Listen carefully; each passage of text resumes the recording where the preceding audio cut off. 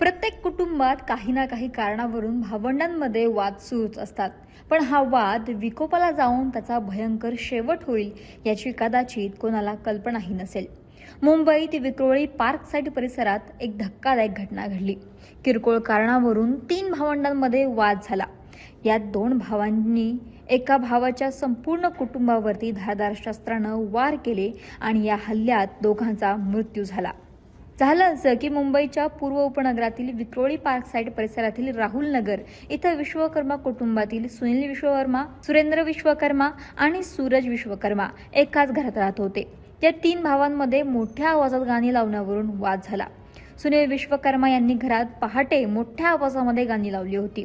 त्यामुळे त्यांचे 2 भाऊ म्हणजेच सुरेंद्र विश्वकर्मा आणि सूरज यांनी सुनील याला जाब विचारला.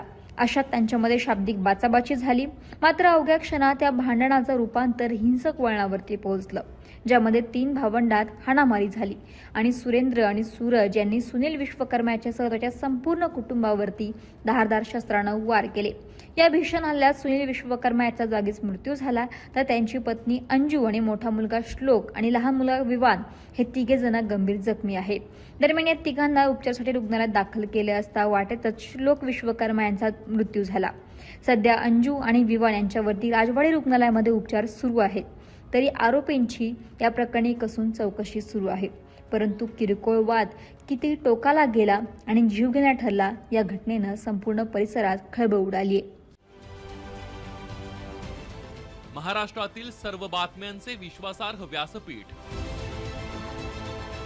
सकाळच्या सर्व सोशल मीडिया प्लॅटफॉर्मला लाईक, फॉलो आणि सबस्क्राईब करा. तसंच सर्व नोटिफिकेशनसाठी बेल आयकॉन प्रेस करायला विसरू नका.